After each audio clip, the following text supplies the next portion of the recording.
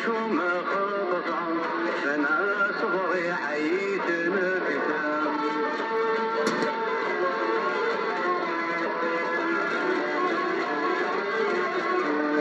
فاتت في زمانها الشريفة سلطان أهل القبيل حاكم أنا قلبي يريد منكم لغات غناكم من طال جفاكم كامل الزين والبهاء نتمنى في زماني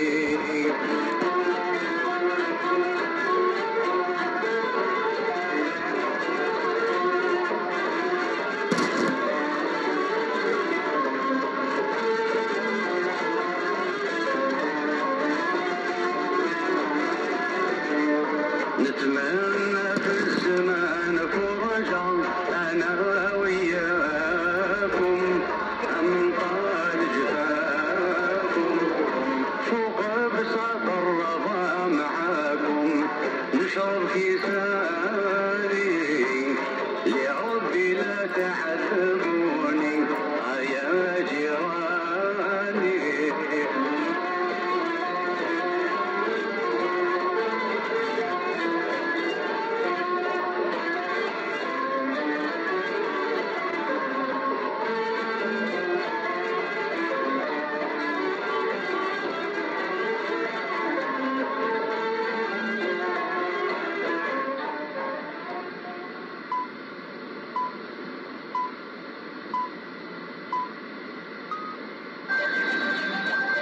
Il est 2 heures. Le flash d'information.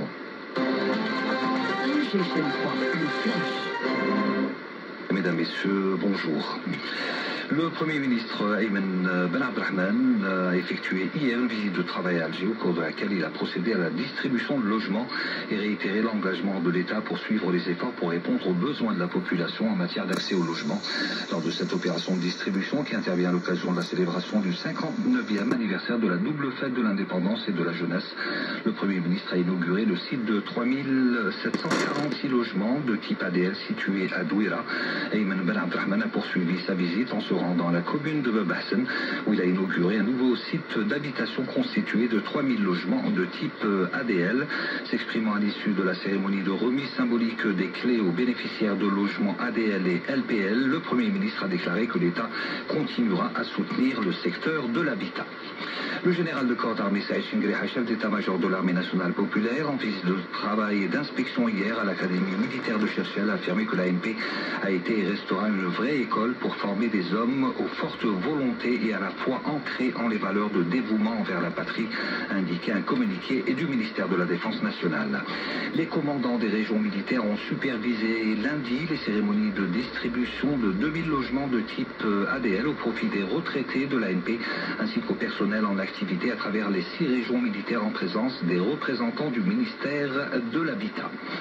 Situation épidémiologique avec le bilan Covid des dernières 24 heures. Il fait état de 481 nouveaux cas et 10 décès à déplorer.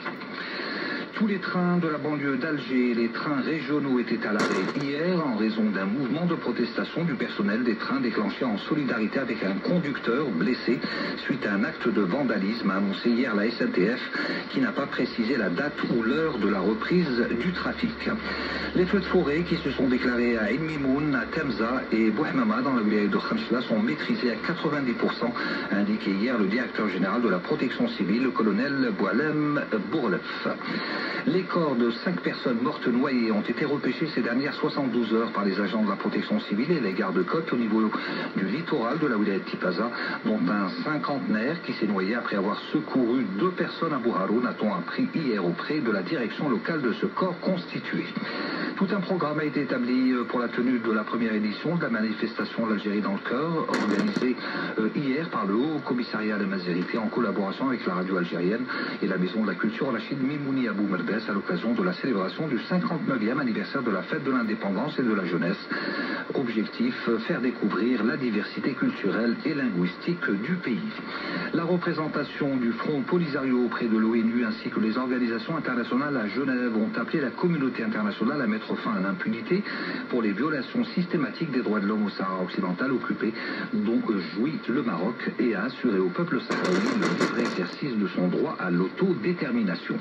Sport football, coupe arabe des U20, la sélection nationale s'est inclinée hier en finale face à l'Arabie Saoudite. Et football toujours, à suivre ce mercredi les playoffs d'accession en Ligue 1 avec une rencontre au programme. Elle mettra aux prises dès 17h au stade de Dar el Beida, le MCB Wetzli au RC Lerba. Et Coupe d'Europe des Nations pour finir, à suivre ce mercredi dès 20h à Wembley, la deuxième demi-finale. Elle opposera l'Angleterre au Danemark. Hier, lors de la première demi-finale, l'Italie s'est qualifiée aux dépens d'Espagne au tir au but.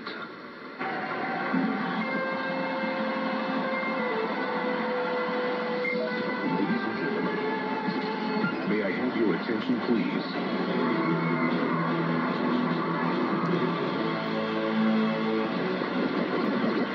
Algiers live. Avec Tarek Turkoun. Good evening.